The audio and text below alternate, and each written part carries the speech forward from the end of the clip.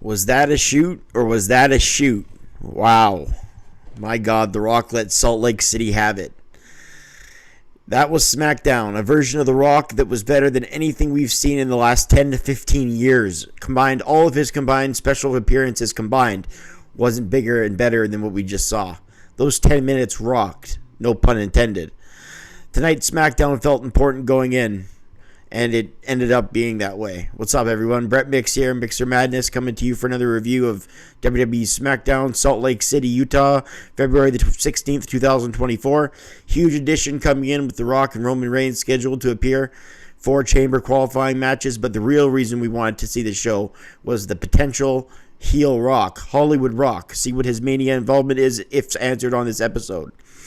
Tonight's SmackDown, as I said, felt important. Even watching it, the buzz was in the air. We saw Raw talent on the show, which always puzzles me because they didn't give an explanation, nor did they give an explanation for them appearing next week.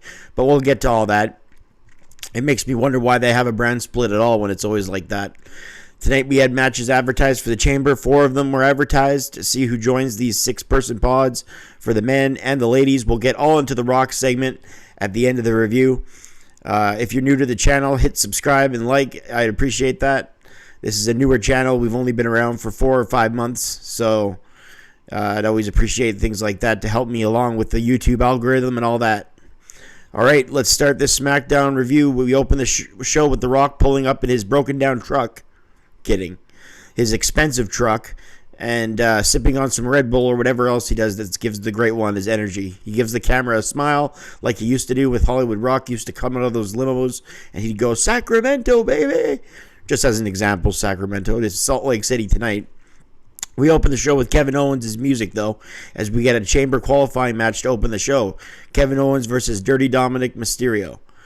I predicted Owens to win this match in my SmackDown preview yesterday. For reference, I picked Owen, Logan Paul, Naomi, and then Shotzi, but they did something weird. They put Shotzi out of it, and they put Zelina Vega there instead. So I changed my prediction to Tiffany Stratton because it's a different person. I predicted Shotzi. Shotzi wasn't in the match, so I predicted Stratton. So I went 4 for 4. Not that these were hard predictions. I'm sure everybody at home would predict the winners I predicted. But anyway, Dominic Mysterio of the Judgment Day comes out and tries to cut a promo, but he plays to the crowd. He could talk if he wanted to, but he played it up a little bit with his, I saying this, and then he'd stop talking, like he'd start talking and then he'd stop because of the boos, but he could have talked if he wanted to. The boos weren't as loud as they've been in the past. He ended up getting his words out, though. He said the Judgment Day would do a clean sweep. The bell rings and we kick off SmackDown the same way we did with kicking off Raw this past Monday. We did it with a match instead of a promo. There was a 6-man tag on Raw, and then this is the Chamber qualifying match. Either way, we'll see how the ratings go for this SmackDown. I'm sure it's going to be a big rating for The Rock's appearance. This had a lot of buzz coming into it, and the show delivered in ways, but in some ways it lacked a little bit as well. Owens tries to slow things down as he hit a shoulder block on Dom, who ducks under a leapfrog, and then Owens takes him down in a crucifix type of way. Off the ropes, a Hurricane Rana by Dirty Dom. Owens then clotheslines Dom down after he played to the crowd, then took him to the floor. Owens was then going to hit a suicide dive, but Dom moved out of the way. Owens is to the ground. He reversed him into the steps. He put on the brakes and then comes back and knocks Dom down on the floor. R-Truth came to the ring, and Dom beat down Owens as this distracted Kevin. Dom threw him in the ring with a somersault, a former Guerrero move, as he springboarded into the ring with the somersault, I should say. Paying homage to Eddie Guerrero was Dirty Dom with that move. Back from a commercial break and a vicious clothesline by Owens, R-Truth is still at ringside. A cannonball in the corner and a frog splash doesn't do the job as Dom kicks out. Nearing the end of the match here, the Three Amigos by Dirty Dom, but he's blocked on the 3rd attempt and hit with a standing vertical suplex by Owens, who does a hat-trick, but on the 3rd attempt, a DDT by Dominic out of nowhere. Owens kicks out. Dirty Doms comes off with a swanton bomb, but Owens kicks out. He went for the stunner, and then Dirty Dom turned him around into a thrust kick and a 619 and a near fall. Dom then tells R-Truth he's in the Judgment Day, so grab him a chair. R-Truth goes and grabs the chair and then proceeds to sit right in it. So that was a good swerve there by R-Truth. Dirty Dom turns around into a tiger bomb by Owens after a kick, and Owens wins the match going into to qualify for the Elimination Chamber. 2 stars and 3/4 for that opening match here on a night out on SmackDown. It was good. Very good. The addition of R-Truth there, well, R-Truth set that down on the chair, was great. No explanation for why R-Truth is on SmackDown. You could say he's in the Judgment Day, but he's not in the Judgment Day, so not sure what he's doing there. And then what's Drew McIntyre doing there? He's in a backstage segment now on SmackDown for whatever reason. He's in the Chamber match. Maybe he's promoting the Chamber. Maybe that's the reason. Well, if that's the case, but why is R-Truth there? See, you need to figure out why they have these people just joining the brands just out of nowhere. Anyways, Drew McIntyre had a decent promo. He says LA Knight walks up and interrupts Drew, and they have a good back and forth, which is good because those are the final 2 I predict to be in the Chamber.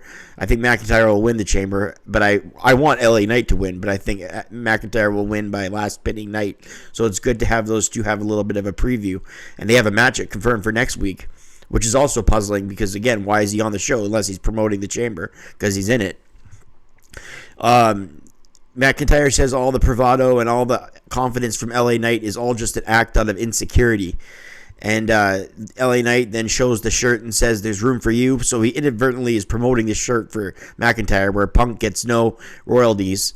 And it's the same way where Stone Cold didn't get any royalties off the 0-3-16 shirts. It's just how the business works sometimes. So McIntyre gets all the royalties from this shirt. Punk gets none. Just like Owen got royalties on the 0-3-16 shirt while Austin got none. And Stone Cold was mad about that in his book.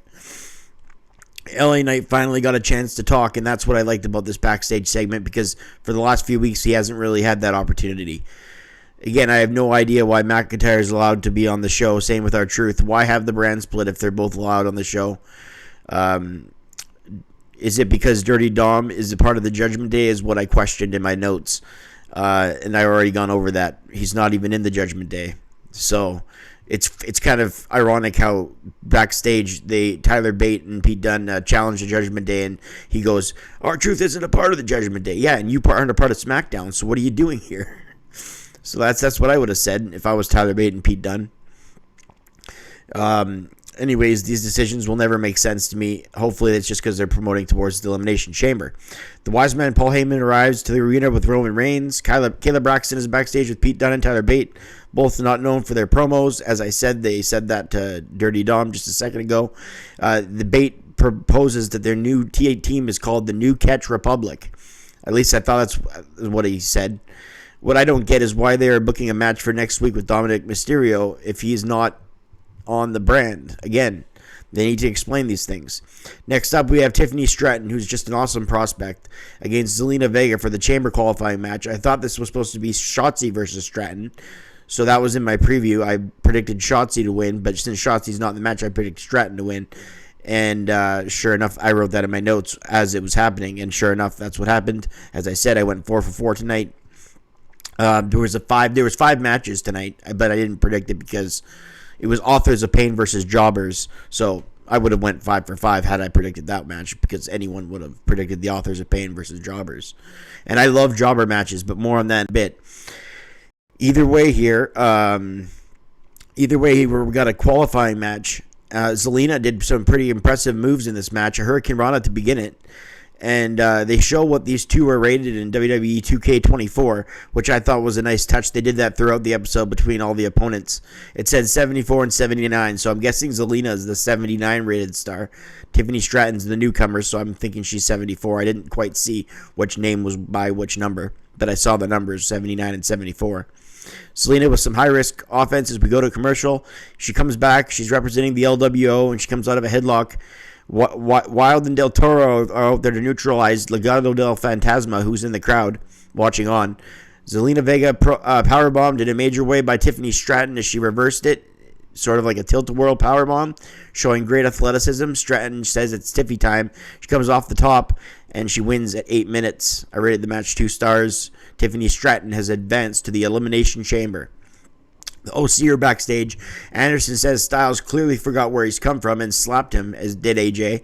Carl says if that was anyone else, in a threatening tone. And AJ says, "Is that what's holding you back, Carl?" Gallows then tries to get him to calm down as both men are breathing, like heaving into the camera. Like both men are just like face to face and just breathing hard and heavy, and you hear it from the camera. Gallows calms down and Carl Anderson and says, "Just calm down, man. It's over. Move forward." Always good advice in life. Whenever you're hot about something, move forward. Good advice. Calm down, move forward. So that was cool that he said that, because that is good advice in life. You'll get yourself out of a lot of problems that way. But it takes a man to move forward. It takes a strong woman or a strong man to move forward when you get up intense like that. Authors of Pain, Akam and Razor having with the Final Testament backstage. They take on Bo Morris, I believe they said, and his partner. I didn't catch his name. It was a jobber team. Super Collider in the middle of the ring where they bounce their backs towards each other and then slam them on the ground separately. They win in under a minute. They need to have more jobbers matches, because if you don't do jobbers matches, you end up 50-50 booking a lot of the talent. So jobbers matches are great. You used to see Mr. Perfect and Razor Ramon back in the day in 1993 slapping jobbers around, looking dominant, and that's the reason they were dominant, is because they were always beating on jobbers. So Akar and Razor, but next week they face the Street Profits. So somebody's going to lose that match when they can't lose. The Street Profits haven't been booked great lately, and you're not going to have Akam and Razor lose because they just came here and they just won. So somebody's going to lose next week, and that sucks. That's why the jobber matches need to be more prevalent. Good on them for tonight doing that, but what's going to happen next week? Logan Paul says we should be hashtagging thank you Logan for knocking out The Miz tonight. And then Paul says he will win and go to the Chamber. And then after winning the Chamber, he'll beat Rollins again and be a double-time champ of the WWE. Then Byron Saxton with his mustache and his goofy smile says we will see Paul and Miz next as we go to a commercial. We come back and we get another men qualifying Elimination Chamber match. This will get us our fifth of the 6 men. Is it going to be Logan Paul or The Miz? I predicted Logan Paul. That way he doesn't have to, you can rest the U.S. title past Elimination Chamber. We don't have to have a U.S. title match. His next U.S. title match on paper, PLE, should be against LA Knight at WrestleMania. That's what I would do. Graves says we were full of twists and turns on the road to WrestleMania. Really? There's been a couple turns, but I don't know about the twists, the exciting captivity they're talking about. They show a clip of Raw where Seth Rollins tells Cody he'll be his shield. I love the Miz's headbands. I get the feeling he gets that from the Macho Man. He referenced him in his promo to Gunther earlier on, back in Survivor Series, when he says he likes characters like the Macho Man that the Gunther called weirdos because they're not in-ring generals. They just are boring and just bland. I don't want to say Gunther's boring and bland, but characters is what makes pro wrestling. Guys like the Macho Man, the Ultimate Warrior. That was the point of the Miz's promo back then. U.S. champion Logan Paul is ready to advance to the Chamber with a victory over Miz here. I don't know what they're doing with the Miz. I thought they were handling him better when he got that IC title shot versus Gunther at Survivor Series, I believe. But he's been a total loser ever since. They can't all be booked well, I guess, but still, they should definitely have better booking for a veteran like the Miz. I guess a lot of people on the roster have main evented Mania when you think about it. The Miz has. It's so true. You think of Kevin Owens, Sami Zayn, Becky Lynch, Bianca Belair, The Miz, Rollins, McIntyre, Cody Rhodes. All these guys have main evented WrestleMania. So a lot of people on the roster have. It's pretty surprising when you think about it. Paul cornered Miz, and Miz kicked back at Logan Paul off the shoulder block. Paul leaped up in an atomic drop to The Miz, a crossbody by Paul, a cross moon combo that he didn't get all of. And it's just in the middle of the match. I just want to reiterate that I'm going to be going over the Rock segment, so stay tuned with that. Miz then goes to work on the leg of Logan Paul now that we're going back to the match. Paul comes back with a stiff uppercut and then another European uppercut. Paul poses. We then hear Barrett as he's appeared in 3 chamber matches. That surprised me to hear that he's appeared in 3 chamber matches. Becky Lynch has only appeared in 0. So to think Bad News Barrett has competed in 3 is kind of shocking.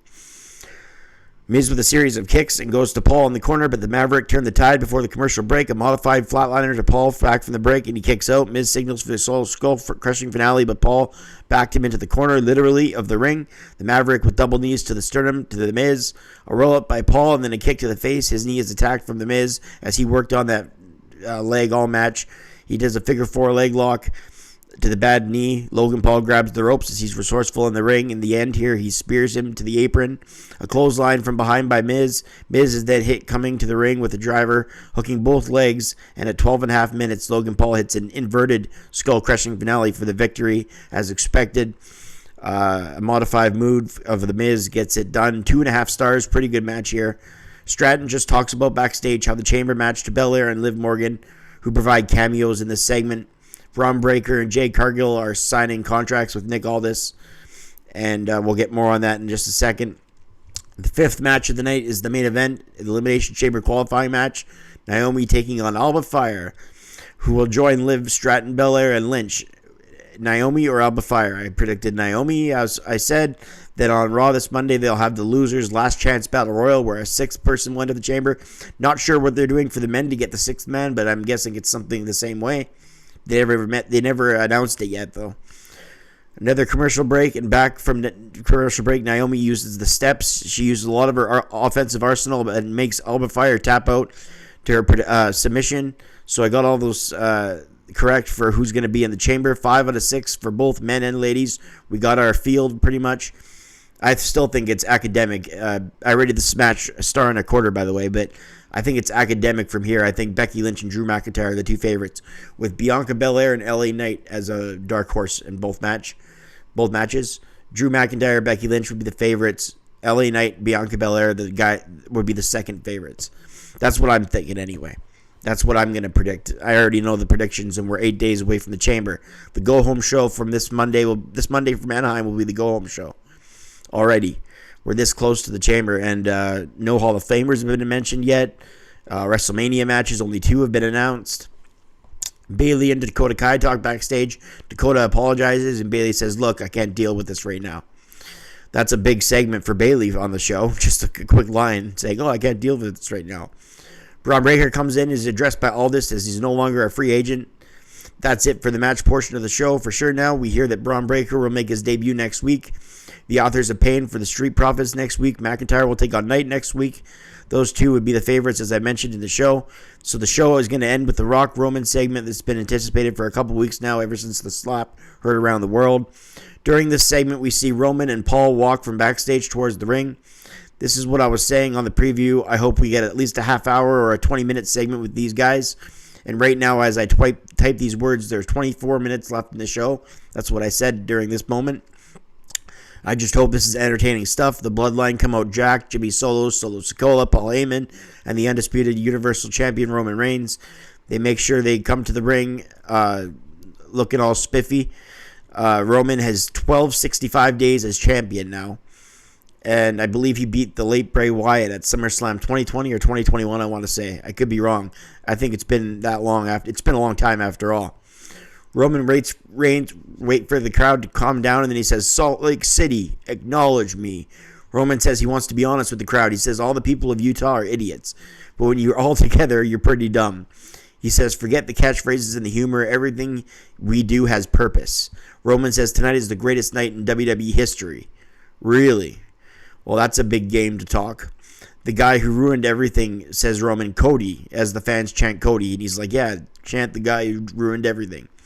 Roman says, tonight is the first night we can say The Rock is a member of the Bloodline. Everyone says, oh, and The Rock's music hits, and he gets a good pop. He comes out with a unique vest, and it shows his camera that he's got the chills still, even as a heel. He's dressed somewhat like an Islander, sort of mixed with Hollywood Rock with a vest. So it's a nice little new version of The Rock we see.